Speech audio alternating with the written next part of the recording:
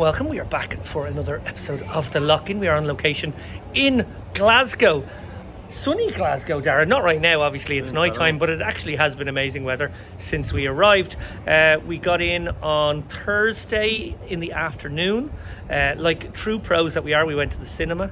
And then we went and had a look at the casino, which is very nice. The Alea overlooks the Clyde River here, which is actually just in front of us. But much more importantly is the Ibis budget, no less, no more either.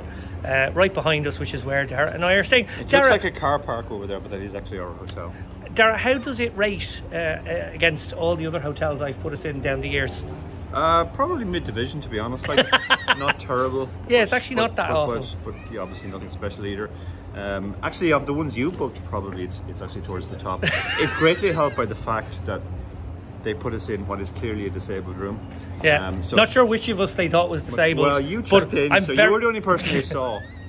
It's literally the nearest room to reception. You just turn around the corner, and there it is. And it's got a massive shower room, and it's got little red dongles that go all the way down to the ground. So if you do have a bad fall, you can ring the alarm. Yeah, I took one look at Lappin and said, yeah, that doesn't look like he can walk very far. Don't think he can fit in. Although it looks like he might have broken his fast recently. Sorry, there's going to be lots of reference to breaking fast because I actually did my first fast only a couple of days before this very lock-in. Don't comment in the chat, guys, about how skinny I look. I know already. You don't have to point it out.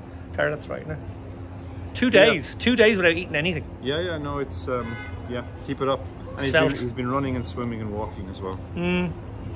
Yeah, little bit. Okay, anyway, to the poker. We actually didn't do a before we went in this morning to kind of let you know what was going on. So we'll catch you up now. We have both fired 2 bullets. No, you fired 1. I fired 1. Dara's fired 1 bullet. I have to fire 2. I have fired 2. However, my second bullet did go quite well, and I've bagged 468k from starting second 50k on my way into a day 2, which includes exactly 1/4 of the field. Dara's hopping in max late reg of the Turbo Edition. This is Friday night. If he fails to get through that, he's got one more shot in the morning in the Hyper Turbo Edition before day 2 begins at 4 p.m. tomorrow. Now, the first thing I want to say about coming to Glasgow is it's actually been a really, really nice event so far. Barry Carter obviously doing some tremendous ambassadoring. What an ambassador that man is, Dara. Yeah. Just ambassadored the shit out of this one so far. Yeah, no, Barry's been good.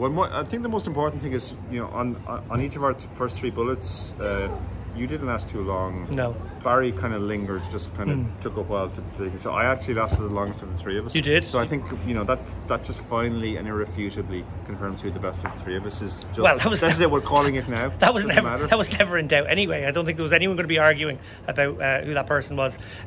What I will say is we've also met some of the other ambassadors here. Natalie Bromley.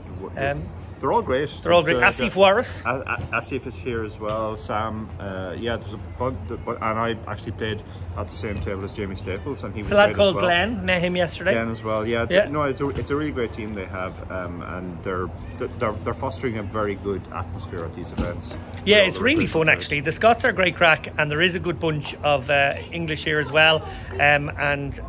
Who was the person I saw? Oh no, it was Jamie Staples. Jamie came in max late reg, very cheeky actually. Max late regged the afternoon flight here and managed to bag, I think, maybe 2 or 3 starting stacks.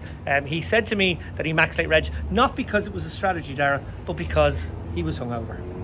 Late night karaoke session, he told me. Ah, okay. Yeah, you were on his table for a while. Yeah, but in fact, I pretty much got him that triple up right off the bat. Did you induce? I opened King 10 from the cutoff. The button called, he called. The flop came, let me get this right, 8-7-5 all clubs. He led at it, so I was gone. But the other guy had a set of 7s, and Jamie had a cheeky 6-4 off for the straight. Oh, very cheeky, and it held. Anyway, yeah, so that's the story at the moment. Barry, I believe, has just decided he's a side event pro now. Well, no, Barry's exact words to me were, I'm not leaving here without a flag. So my best chance to do that. He wants to leave tomorrow rather than Sunday. So his best chance is he's going to play all the one-day side events. I think starting with the 9 o'clock that has already started. Yeah, he's in there, I think. Yeah, he's determined to get that Scottish flag. Of course, we have Scottish Scottish flags. We've millions of UK IPTs going all the way back to 2010, 11, way back when. Anyway, I'm going to go rail Dara for a bit, and maybe do an abusive rail. Who knows? I might film some of it. That'll be fun. And Scots love a bit of banter. Like. By the way, sorry on that, Dara, you had a bit of crack with using the C word in some of your tweets since you arrived. I swear to God, no joke here. The word cunt was expleted by at least 6 different people today. No issue. No. It's a normal word here. No one cares. It's just how they try to talk to each other. Dealers join in. It's just like, it's not a bad word. So Americans, you'd be like so offended. You'd have clutched all your pearls and ran away back to the land of the, well, not so free these days. But on the other hand, the C word just being blasted out. Love to see it. And on that front, actually, I had a humorous interaction at the table today. So a guy heard me talking a bit, an older guy that I hadn't seen before, and he's like, "Oh, where are you from?" And I said, "Oh, Ireland." And he was like, "Oh, you sound American." And now he sounded American to me. So I said to him, "Oh, you sound American too. Where are you from?" And he was like, "I'm from Canada." So I think I managed to insult him more than he insulted me. Yeah, they are. They do. Yeah, that is sort of that. That's like calling us English, right? Yeah. Because we don't mind being called Scot. That's the one thing. Irish will never mind being called Scottish. Or even Scottish. American for that matter. Yeah, or indeed. Okay, well, I'm going to go rail Dara. Might pick up a little bit of B-roll. B-roll, Dara. That's what makes these things almost visually bearable. And we'll talk to you again probably in the morning.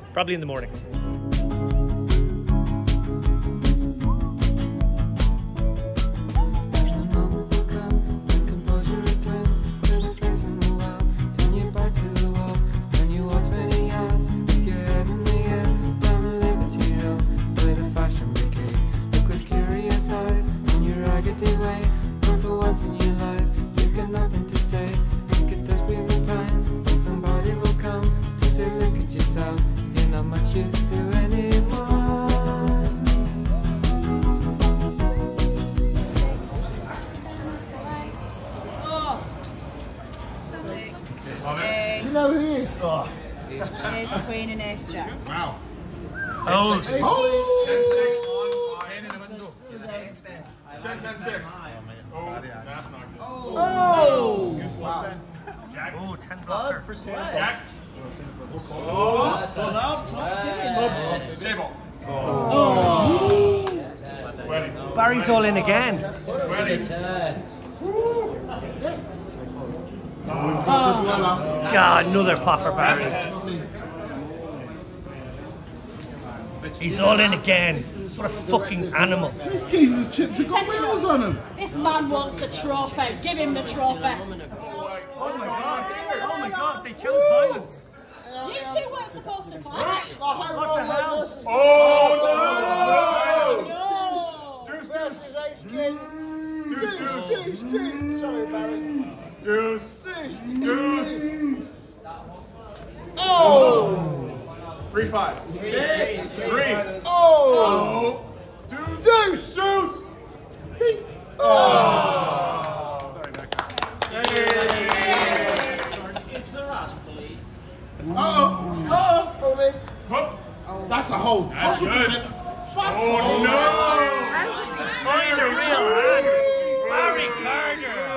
Oh my god. He's got a real one. Queen ball, corner pocket. Queen. Club. Queen. 2-2. Queen. Oh wow. Only queen. Easiest queen. Big. Easiest queen.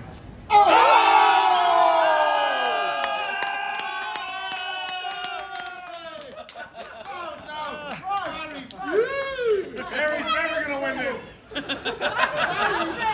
Barry couldn't possibly.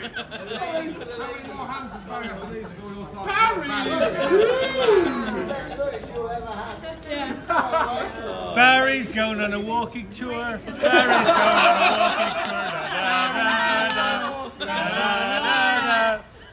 going on a walking tour. Barry's on a walking tour. Barry's on a walking tour.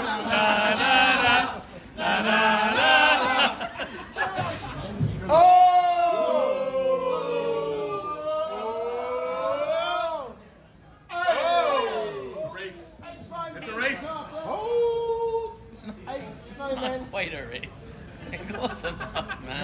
a bit of a race. Someone's behind, but it's still a race. Oh! That's what you get. Five diamonds. 8 ball. Dagger. 8 ball. Oh.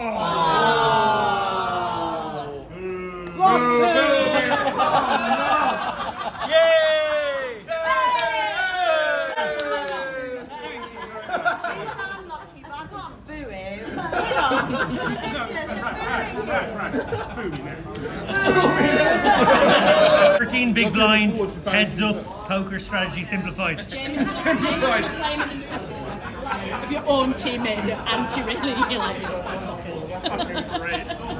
What are your teammates for? I still believe in you, Barry. We love you, Barry. Hold! The race, do a massive big fucking hold. Hold! Steve Sutherland as Jack Queen. Look at that face. He's on it, stone cold. Sweat.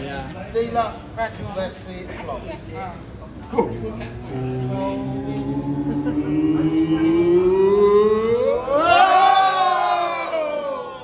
terrible flop. We're looking.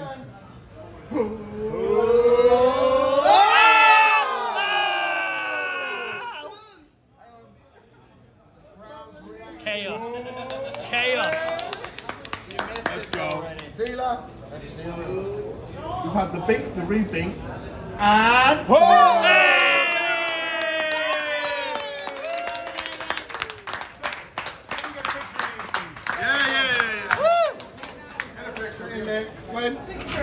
right, I have to say, Mr. Cabaret Carter, Poker Party Ambassador and Party Poker Ambassador, you have just won a Scottish flag.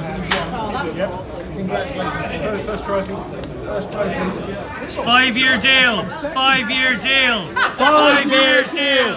5-year deal. 5-year deal. Okay, so good morning, everybody. We are here on the morning/afternoon of Saturday now. Dara unfortunately did not bag that bullet last night, nor did he bag the Hyper Turbo. So side events for Dara for the next couple of days. There is a juicy 1K on Sunday, which is the highlight of the side event schedule. I think you are probably relegated to a 150 event today, which isn't as exciting, but you know, you are a grinder. Yeah, absolutely. Yeah, we'll give it a lash. I mean, Barry showed us the way yesterday. Didn't get through on his one and only bullet in the main. We came back to play the 9 PM game and ended up taking it down. So well done to Barry. Yeah, congrats to Barry there. Obviously, and straight back at it, by the way. Came in to play the midday event. He's doing his lap of honour. We're all out here. So, by the way, Barry did make a big deal about how he had got shat on yesterday morning, and that's why he was. This is why he was looking. These are called seagulls, Sarah. Seagulls. Yeah. So we're actually here. We're intentionally large. walking along the banks of the Clyde now, trying to get shat on so that we can also have some luck today, because that's how that works.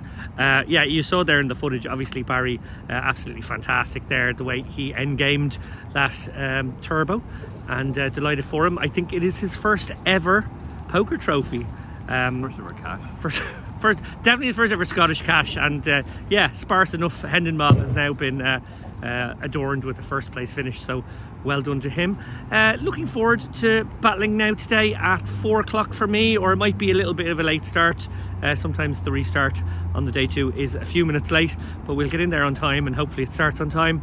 And yeah, got a good stack actually, 468k from a 50k starting stack. Gonna try to do some damage. I think that's second or third in chips, out of maybe about 70 people left, something around that. So we'll keep you posted, and we'll keep you posted about Dara's progress in the side, and of course Barry Carter likely to take down another one this morning. Yeah. Actually, before we finish our little stroll down the Clyde, I want to jump into one topic that's come up in the last few days here. Club WPT Gold, obviously a sort of a sister site, cousin site of WPT Global that we represent, have brought out this feature where you can, for I think, what is it, like 3 big blinds or something, Big blinds. 2 big blinds. You can see your opponent's cards at the end of the hand, so sort of like remove the curiosity factor. Essentially get to have a peek behind the curtain after the event. I suppose it would help you sleep at night, but it will also give you very valuable information about how a person plays. Probably, you know, well worth investing in from time to time, depending on the spot. And gotta say, I'm not a fan. And Dara, I'm going to guess that you are not a fan either. No, I'm not a fan. Obviously, I think the real issue is the fact that it's the site that benefits from it. The site keeps the money that the player pays. Probably the best take I saw actually on Twitter was from Vanessa Cage. Vanessa said, like, the idea is fine in theory, but it should be the other player who gets the money. Right, yeah. Which is fair, because, you know, that actually happened in cash games. People pay to see cards and stuff. That is part of the culture. But yeah, your cards just being shown without your consent, and then you don't get anything from it, just doesn't feel right. It doesn't feel okay, to be honest. I don't know if that's a feature they're going to hang on to. It's obviously got a fair amount of bad press over the last few days, and to be honest, it's probably deserving of bad press. Now, they may still decide that it's worth it, and you know, they like it as a feature. Maybe it makes them a few quid, maybe some players enjoy it, but I think overall, just the nature of poker and it being a game of incomplete information, and it being a game of where if someone's bluffing you, you sort of have to pay to see, and that's the rule. Yeah, that's another issue that a lot of cash game players have brought up. One of the reasons why, you know, for want of a better term, fish will pay off is that they want to see, but if they know now that they can see for a fraction of what it costs them to call, you know, they're not going to call, and the games become worse then. And the games will become worse potentially. Look, we'll keep an eye on that subject matter. We'll certainly welcome comments in the thread in the below the video part down there. If anyone wants to give out about it or defend it for that matter as well, if you think it is a good feature. But yeah, just thought we'd weigh in very quickly on that. And actually now being attacked by seagulls. Okay, bye. I feel like we walked into a real life version fucking hell of birds here. Yeah, it's very Hitchcockian. Oh fucking Jesus. Okay, done. Fuck.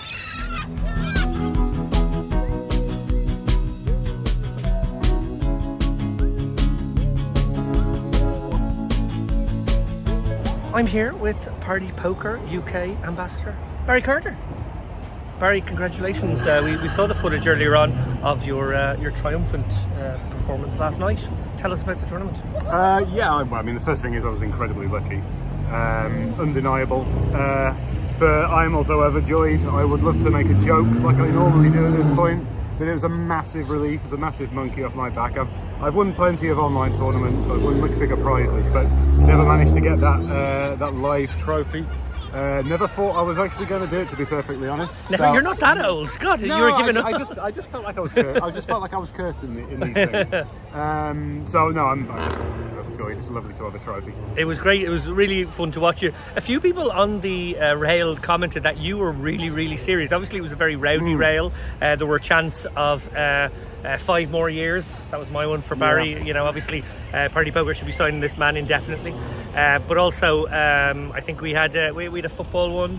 Something about Barry and Zidane. What was that one we had? That's the Sheffield Wednesday. Yeah, which we thought was the Barry Bannon chant. Adapted for yours truly. Correct. Yeah, I got a little bit of help from Natalie Bromley with that one. Yeah, no, generally, well, you could see it from the footage, a wild rail. But Barry, laser focused.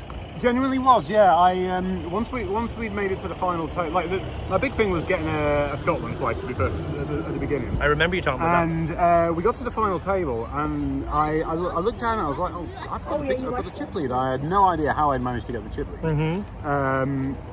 And then I was genuinely, I wasn't thinking about the payouts. I didn't know what the payouts were. It's not very often that that's the case. You're just all for first. I'm usually incredibly ICM aware, just because of the. We all are, but yeah. But I just thought this is maybe my best shot at a trophy in the foreseeable future. And it was very shallow stack, which it really is a format that I'm used to. I used to play sit and goes and stuff, so I felt like I had a bit of an edge. Again, I don't say that very often, but I felt like I did. And maybe there was an advantage that everyone else was a little bit merrier than I was, but there was a lot of merriment. I have to say, shout out to the guy who came second and the lady who came third. You might know their names better than I. It was Steve and Lisa. Stephen, Lisa, yeah, no, I thought they did fantastically well. I know both relatively new to the game and are putting in a little bit of time on the felt. I know Lisa's been travelling around, playing some tournaments in different countries, and I think that guy, Steve, is like almost brand new to the game. It was his first ever live tournament. Amazing, amazing. We were out here, we were just over there, and I was with Gina, and he called me over and said, can I have a selfie? So I immediately said, thank you very much, you've made me look like a big shot in front of my wife. And then 24 hours later, we were heads up against each other in the tournament. It's fantastic for him. He was as happy as I was. He really was. I was chatting to him in the bar. He was so happy. We were both celebrating like a duck that we managed to break. So, yeah. There was one moment actually, just you mentioned how sort of ICM intentionally unaware you were being, but it was almost like shoe on the other foot. You had an opportunity with 3 left where she was very short, might have had like 2 big blinds, and he had probably half of your stack, and that's a great spot for you to pummel him, and you lamped Jack 3, I think it was, blind v blind, and he snapped you up with Queen Jack, which is obviously not a great call from him, but you know, he got you, I suppose, and that gave him quite a good shot at beating you in the end. In fairness to him, I was incredibly active at the final table, and he was probably thinking that I do have to play take some sort of stand in this tournament if I'm going to give myself a chance of winning it. But Lisa was very short at the time. She was, which is why I felt like I could get away with it. Yeah. No, it didn't feel like an any 2 spot. Now, your face when he was snapped off and showed that you're like, no. I was really trying. I was really trying to keep things jovial, so I was really monitoring my reactions in real time for that one. Well, will you be able to watch them all back when you watch this episode? Barry Carter, thank you so much for popping by. We might get another word with Barry before the end. Obviously, this is his gig. Actually, do you know what? Before we go, one final question about the venue and about the city of Glasgow. You've done a lot more walking around the city over the last couple of days than I have. I know you've been getting your steps in. You've been attacked by some seagulls. I got it, yeah. And just want to know, is this the kind of thing they want to bring back time and time again? Because the Scottish people at the table said that they've been starved for live poker for a few years now, and this is the first year where a few things have arrived. I think the Irish Poker Tour came earlier in the year, and there's a few other bits and bobs coming to Edinburgh and Glasgow. Yeah, absolutely. I think it's a fantastic place to play poker. You can easily get here. It's a big population. Really good atmosphere, really good locals. I had a stereotype that Scottish players were quite tight, and they're not. They actually remind me more of Irish players in that regard, who I think who are my favourite people to play with. Great venue. It's on the it's on the riverside, which is really nice, sort of peeking out of it when you're playing. I think this is a must-come to venue, and Scotland has been somewhat overlooked by the UK poker tours. Wales too, so I think that would be great if we could do something over there next year. So yeah, I think it's a must-play venue. Great stuff. You heard it here first. 5 more years of Barry, 5 more years of UK Tour Glasgow's.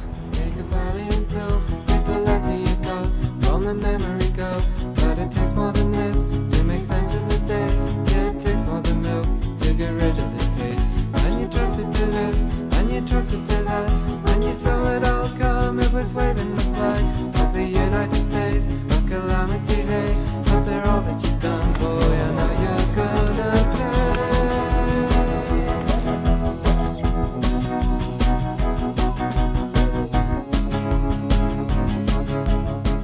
Okay, so it is the morning of the final day.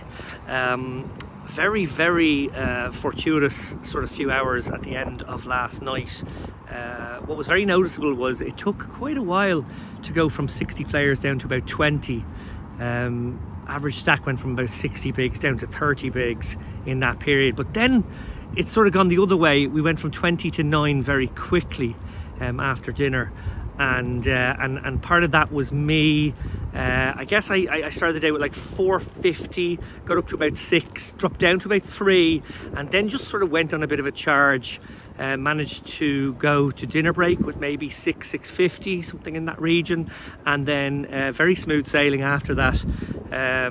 Just won lots of kind of small to medium-sized pots, didn't lose too many pots, and that was very nice and got me up to about 1.4 million. and then a little cheeky bluff, which maybe was questionable, not really sure about it, but just felt really good in the moment, and I decided to, you know, stick it in there. Had sort of the right hand combo to do it, but I was laying my villain a very, very good price, so I had to be sure that he was capable of making a fold for that price. Unfortunately for me, he was. And then got moved tables when we were 5 and 5. Obviously that's final table bubble, and like, it was kind of a crazy 3 hands. Basically, first hand had Queen 10 suited in the big blind, defended by river. I've got a bout and got a little bit of value there. Next hand, I'm in the small, like 3-bet ace queen, win another, you know, small pot. And then the very next hand, looked at aces on the button, open, small blind calls, big blind, who is second in chips. I'm now chip leader with about 2.1 million at this point, and he's about 1.9. He makes it 270 or 280 after I open to 65, and then I click it to 590 or 580, something in that region, and he very quickly goes all in, and obviously I beat him in the pot with the aces. He has kings, so an absolutely insane setup between first and second in chips on the final table bubble, and my aces do hold, and that gets me to like 4.1 million now on this final table today. Next nearest stack I think maybe has 1.8, and there's a couple of guys with around 1.5, 1.6, so it's a good chip lead. But you know, anything can happen in tournament poker. Certainly not counting any chickens by any means, but I will be in that nice situation where, you know, I can apply some ICM pressure on these guys, and maybe that will allow me to be a little bit looser and nerdle my way maybe to 5 or 6 million without too much issue. But you know, it can certainly go the other way, and you just end up in some clashes, and if I get dragged back into the field, well, I'll just have to, you know, play the game from the stack that I'm left with. But yeah, at the moment, as it stands, a very good spot indeed. I'm heading in now in the next 20 minutes. We're starting the final day. Jamie Staples is in the mix as well.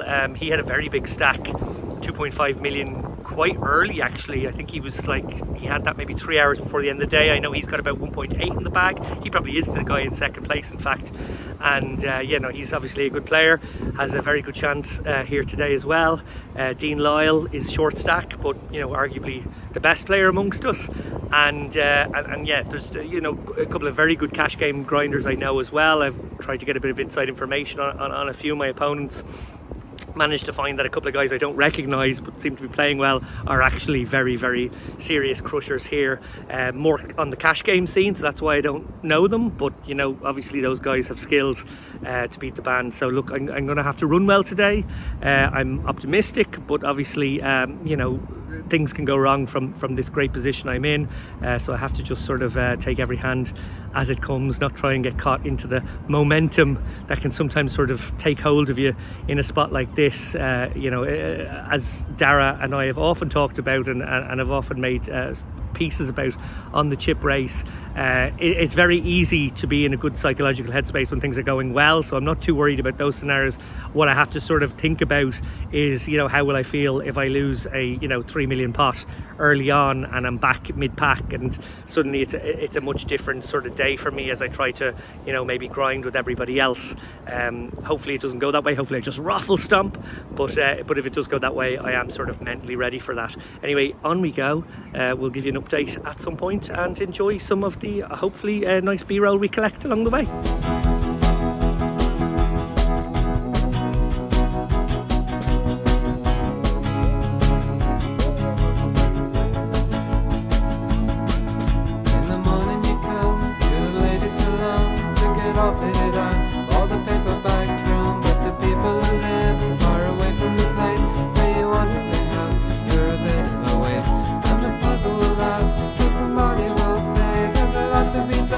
All your head is still young.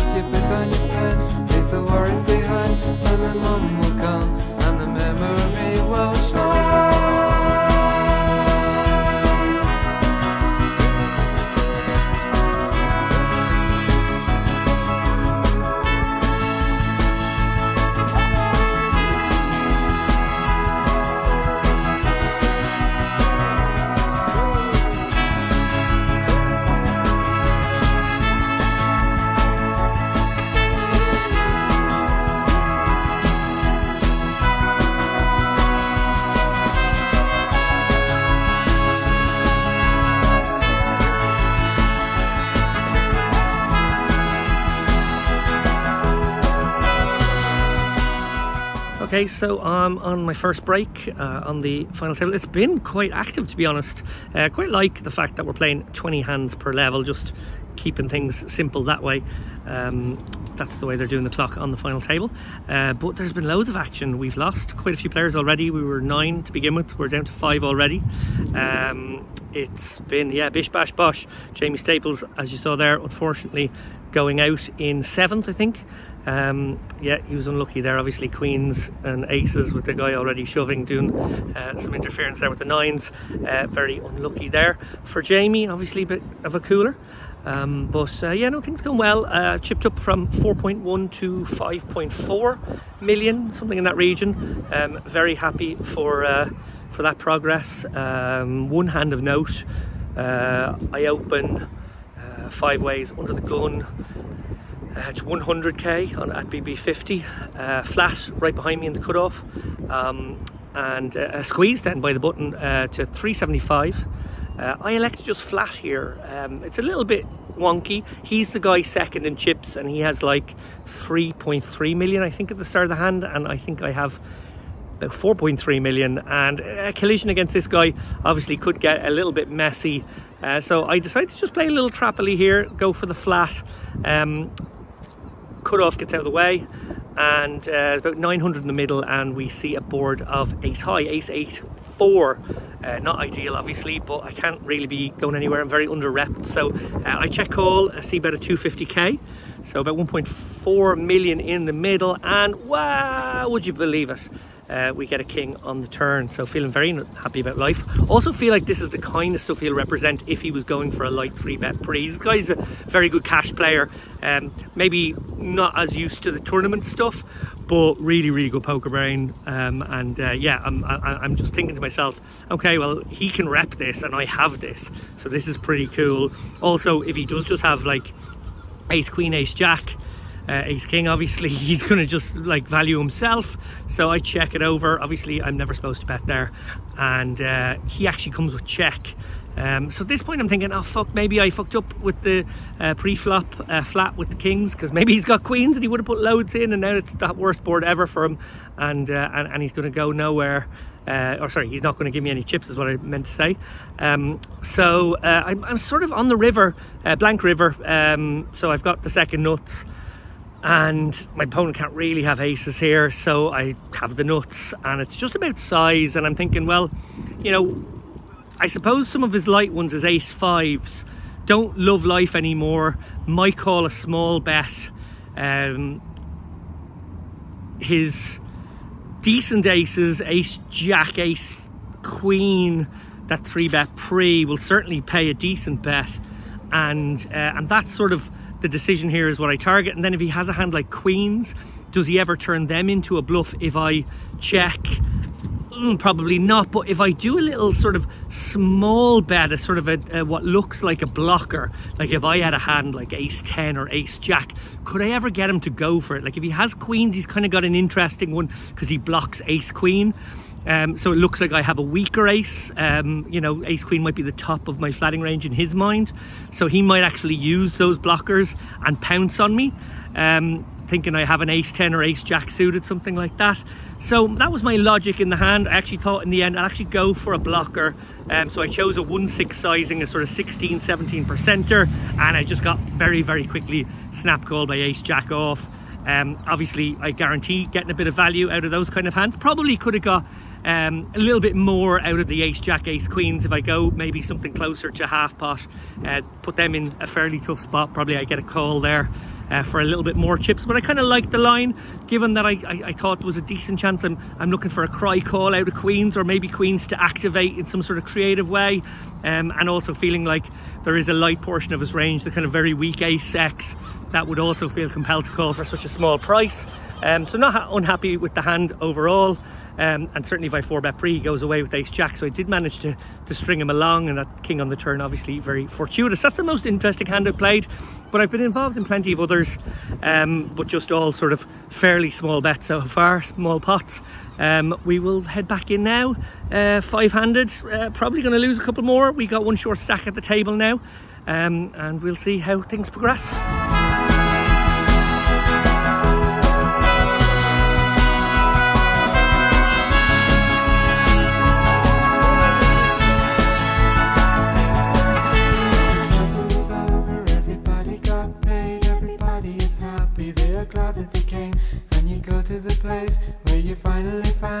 you can look at yourself. Sleep the clock around.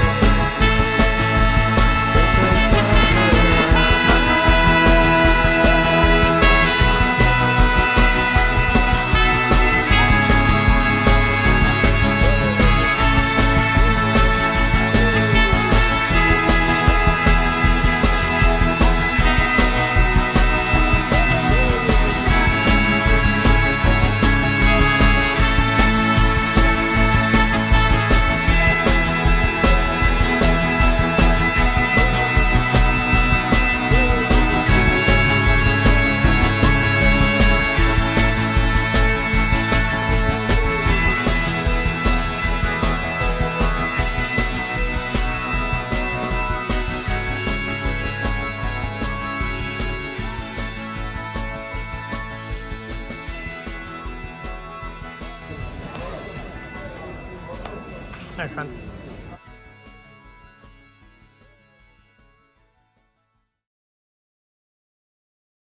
Well, there you have it, guys. The tournament was won in the end by Zhen Zhen, who got the better of Kyle during heads up. Huge congratulations to her. And great to see a lady take this one down, especially when you consider that most of the female players on the island were in London for the Women's Summer Festival, which was, of course, won by former chip race guest Jen Shahade, with recent guest Tanya Masters taking fourth place. Congrats to them. And I suppose, yes, we decided that the episode needed an epilogue at the end because we focus grouped it and basically everyone said we need more Dara, too much Barry and Lappin. They said, seriously, that we actually didn't have time to record an epilogue from Glasgow because I had to catch a 6 a.m. flight. And Dara, you had a bit of a disaster. You ended up being rerouted by Aer Lingus to Belfast a day later, which obviously wasn't going to fly, pun intended. And you had to change your booking to depart from Edinburgh almost as early as me to Glasgow. Have you any final thoughts about Glasgow apart from hating Aer Lingus now? Yeah, I hate Aer Lingus. It's really not acceptable to send somebody a message about 12 hours before their flight saying you can now check in for your flight to a different country a day later than the flight you thought you were going on. So yeah, I mean, I've said bad things about Ryanair in the past, but Ryanair might be my preferred flyer. Balancing your range now. Balancing my range now. Yeah, no, Glasgow was great. It's a really great location, great casino, great staff, very well organized. And the locals were very friendly too. I mean, the two often go hand in hand. When you have nice surroundings, you tend to have a much friendlier atmosphere. You know, we saw that at the World Series this year, which was probably the friendliest World Series I've ever been at. And that was because people weren't pre-tilted by having been for 4 hours in a queue. Lots of good food options near the restaurant. As you said, it was great to see a lady take it down because it did actually strike me how few ladies were in attendance. I didn't think about the fact that the Ladies Festival was going on in London at the same time, and that probably pulled a few away. I was, given it was one of my first times playing in Scotland, I was like, maybe Scottish women don't play very much. But I guess it makes sense that they were away. But yeah, no, great venue. Would definitely recommend it for anybody. Just wrote a piece for Vegas Slots Online, which goes up, which pretty much gives my thoughts on what a great place it is. Yeah, absolutely. And a big thank you to Rajvinder, who was very, very courteous, welcoming us at the door, treating us like I think we kept being called royalty. I got a bit concerned by that, Dara. I know they would think of you as kingly, but I'm worried about which member of the royal family I'm being I don't think there was any doubt. Everybody when asked immediately said Prince Andrew. So okay, enough. I have a surprise. We have managed to wrangle a last-minute guest. He caused a bit of a stir last week when he took on Jonathan Little, took him to task over a tweet of his. He's been on the chip race before. Now he's on the lock-in. Welcome, Aaron Barone. Glad to be here. Always fun. I've actually never done a version of this where I'm on camera, so I had to take a shower and get presentable. So hopefully, I'm good enough for today. Appreciate you guys having me on. Yeah, welcome to our world. This is the one time a week where we both try and make ourselves look halfway presentable. And I have definitely got sunburned. I have a bright light pointing at me to try and disguise the fact that I'm burned to a crisp here. I've been streaming for a while now, so I'm used to actually trying to be presentable for them. Oh, but nice. I really do enjoy once a week when I'm not streaming and I just get to just be in a filth, just and I don't know why but the last time we did something like this, I didn't have to have the camera on. And so I wasn't really prepared for being presentable today. But hey, that's what you guys want. That's what you're going to get. Love it, love it. Well, look, let's jump straight into it, Aaron. A week or so ago, Jonathan Little posted the following. I've won over 10 million playing poker. The real secret behind that success, it's the same one hedge funds use to train billion-dollar hedge traders. Here are 5 poker concepts that will make you a better trader and investor. Now, our friend and fellow WPT Global Ambassador Sven McDermott took issue with that, replying, I've won 10 million playing poker. Such deceitful nonsense from a guy who has seen zero profit in the last decade. Advertise the great coaches on your site, sure. Enough with showing your cashes and implying that it means something, just preying on beginners with your bullshit. Now, a couple of days later, you amplify that post on your stream, arguing that Little uses inflated numbers, in other words, the total cashes number, to mislead and, quote, fleece the more naive members of his community. Essentially, you think it's false advertising, I suppose. Can you elaborate? Yeah, so in tournament poker, cashes is something that people refer to a lot. And honestly, if when faced with the criticism of his post, if Little had just said, look, guys, we've done this for as long as I can remember. When I got into the industry, people use tournament cashes as the end-all be-all number. I'm only repeating that. We can have a discussion about whether or not that's fair, but I feel like I'm being unfairly maligned here, doing something everyone else has done. It would be really tough for anyone to refute that because we have used that number in tournament poker for a long time. And then we could then focus on the issue of whether that number is fair or not. I contend it's not fair because it doesn't reflect what people have actually won. And Little actually agrees with that. Like, he actually made a post after saying he agreed, and he said, yeah, I used cashes, but I didn't deduct my buy-ins. And then he got a little bit wonky. He's like, I didn't talk about my other expenses and this and that, when people clearly just care about profit. So I noticed his post. It really irked me that Sven got so much crap for posting what he did. Sven got more pushback for calling out Little than Little did for his initial post. And the part that bothers me the most about that is that Jonathan Little's an influencer. Sven's an influencer. I'm an influencer, right? And it's often better for us influencers to kind of stay out of the way of each other and not criticize each other and just kind of pretend everything's great. That's kind of how you network, how you collaborate. And Sven doesn't really gain anything by calling out Little, other than he's doing what he thinks is right.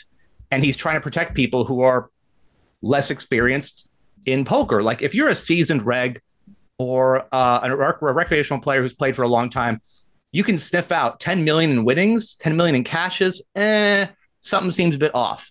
But if you're newer to poker, you're going to fall for that sort of thing, especially when it's from an accomplished pro. So I appreciate Sven calling out Little for it.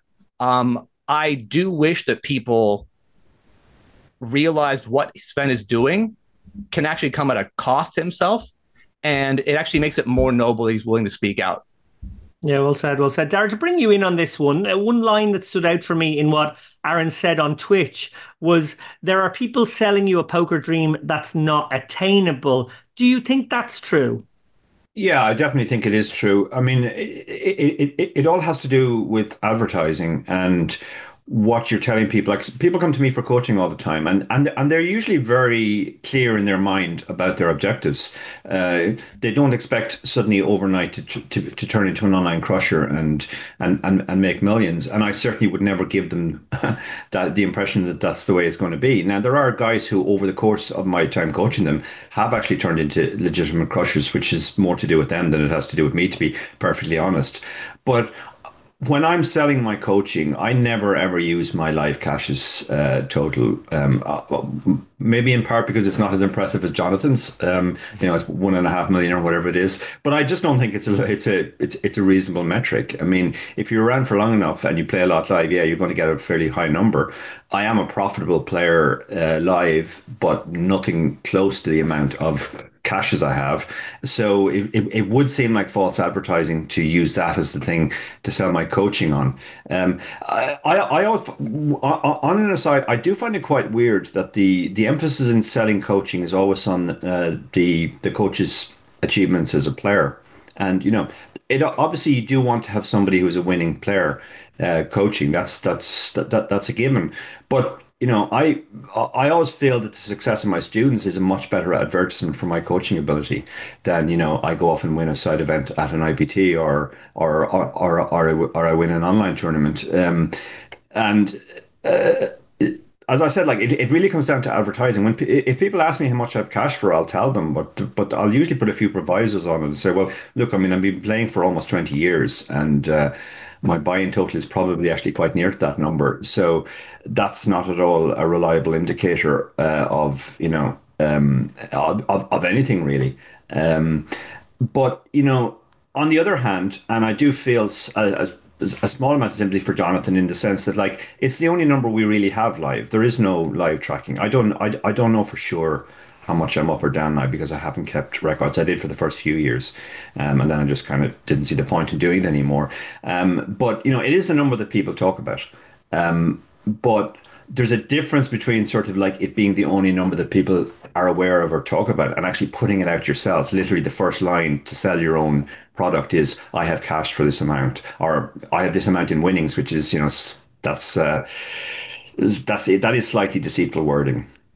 Yeah, I think that's a very balanced take, and hopefully one which will prevent our new bosses getting 84 emails over the next few weeks. Back to you, Aaron. One thing you seemed particularly concerned with, and you alluded to this a moment ago, was the idea that poker influencers, for want of a better term, would start to kumbaya, never criticize one another. And I suppose that we stop being critical of both our industry and each other. I have to say, I felt very proud at this point, Dara, kind of like our torch has been passed to the next generation and is in good hands, because that is something we've always tried to do, and it actually embroiled us in an argument with Jonathan specifically 8 or so years ago.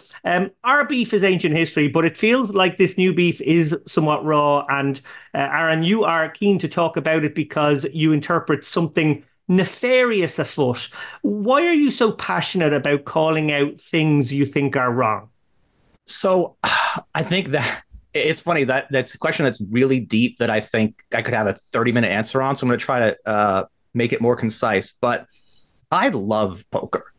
Like, I feel like poker kind of saved me. It helped me find myself. It helped me grow into the person that I am. It has given me a comfortable life. It has done all these wonderful things for me. And I would like more people to play. Not because I'm a pro and I want money in the game, but because of all the lessons it taught me. And I think that the game is a wonderful game. And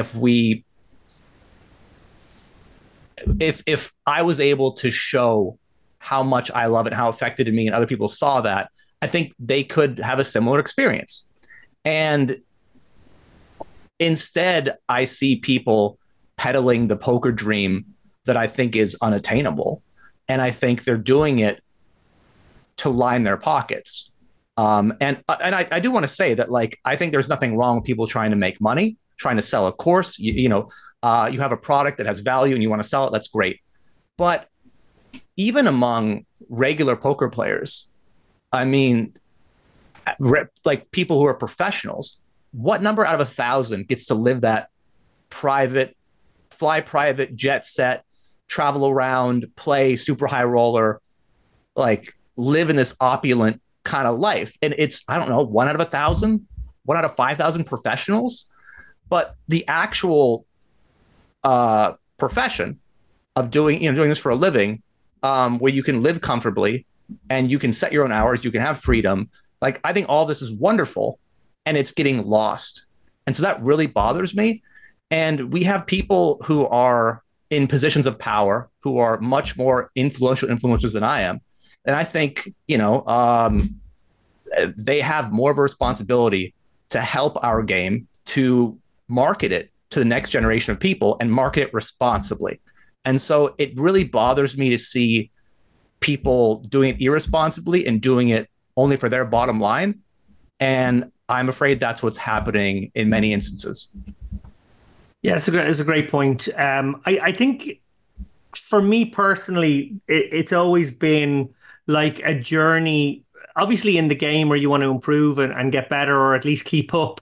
But also one that I always wanted to be sort of influential in terms of like my opinions being shared, people rating my thoughts on things or whatever it was for similar reasons, actually, because I love the game, because I want, to put poker's best foot forward. Now, I do realize that that's not all like me giving back, because, it can come with endorsement deals and things like that, which I've enjoyed down the years. But I think you hit the crux of it there, which is that responsibility is the key word. If you do get lucky enough to be in one of those positions where you have a platform, then it's sort of a question of what you do with it. And do you use it to line your own pockets, as you said, or do you use it to try to give good advice? Even if, in doing so, there's a certain financial benefit to you as well, maybe as a sponsored pro or podcast host or Twitcher or whatever it may be. Dara, your thoughts on that responsibility aspect?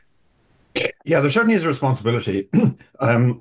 And it's something we all have to bear in mind. I sell courses as well. I sell books, but I never try to make false claims for them. And it's very heartening to me, for example, in Scotland, that a large number of recreational players came up, stopped me and said, your book kept me in the game. I was struggling and I read your book on satellites and now I satellite into stuff. And as Aaron said, it comes from a place of passion. Like when you love poker, you want to share that passion with other people. And one way to do that is to help sort of level them up to the point where they can reach a point where the game is actually enjoyable for them to continue playing. And absolutely love Sven. I've known Sven over the entire course of his career. Sven left the very first positive message on the chip race back on our first season 1 episode, and he wears his heart on his sleeve. That comes out. It gets him into trouble sometimes, but like there's no bullshit with Sven. Sven is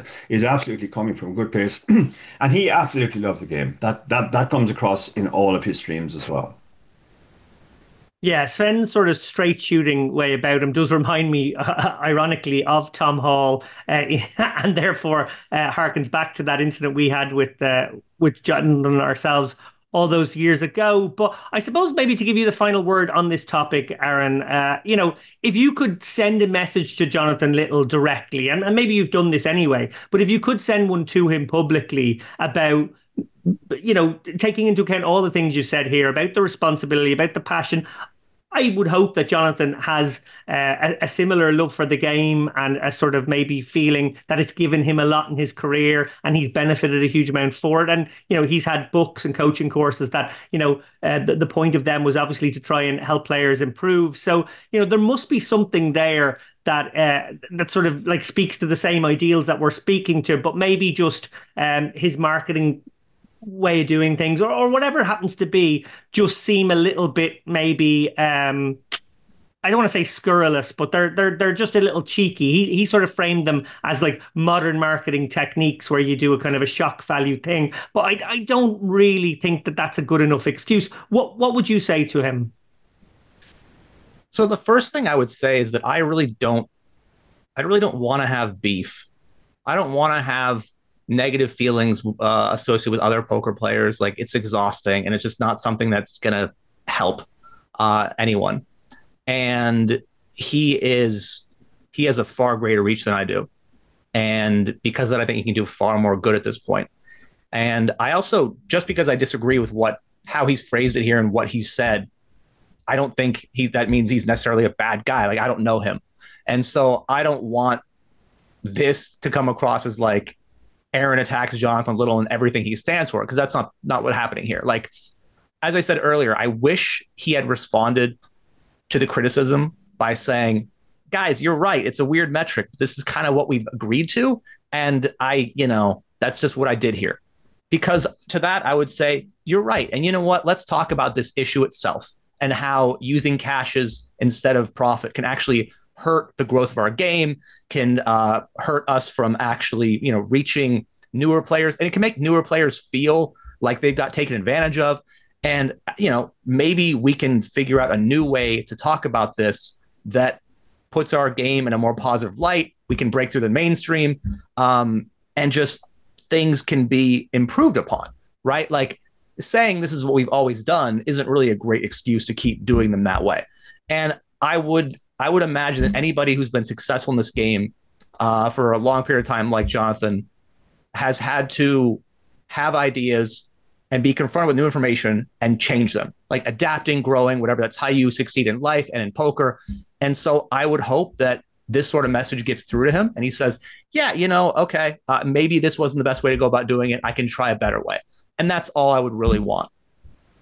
Fair play, fair play. Well, look, before we go, I want to quickly give some love to the latest WPT Global promotion. Dara, this one is a big one. It's a 2 million free roll series taking place right now. Daily 10K free rolls, weekly 100K free rolls, basically money being gushed up into the air for anyone to catch. Dara, on the last show, we talked about how hard it was these days to build a bankroll from scratch. Well, from your mouth to what, WPT Global's ear? Yeah, no, this is an amazing promotion. Like back when we started, free rolls were a big thing, and people who've listened to my old interviews will know that my origin story was I literally never deposited a cent online.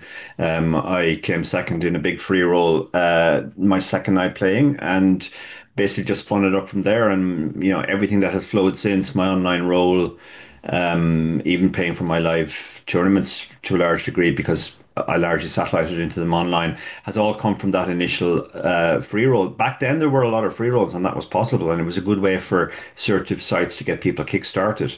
Now, what free rolls are there tend to be fairly withered, 10,000 runner fields competing for $50 type of thing. So this is amazing. This is 2 million in guaranteed. So 2 million is being given away for free. There are decent 10K prize pools every day, pretty much, and then there's a weekly 100K. And then in addition, there are one of the problems with free rolls can be like just if you run a 10K free roll and 5 million people enter, it's not really worth that much, but they are. You do actually need to get tickets for these. WPT Global are giving out tickets. They're running feeder satellites to give out tickets as well. So that's actually keeping the numbers down. So I did a rough calculation yesterday on what the EV of the 10Ks are, and it's roughly equivalent to a $20 or $30 buy-in for free, which is that's enough EV that it's actually worth your while to sit down and play. A lot of the reasons why sites say, oh well, we still run free rolls. Yeah, you run a free roll, 100,000 people competing for $1,000. So everybody's making a cent. No, thank you.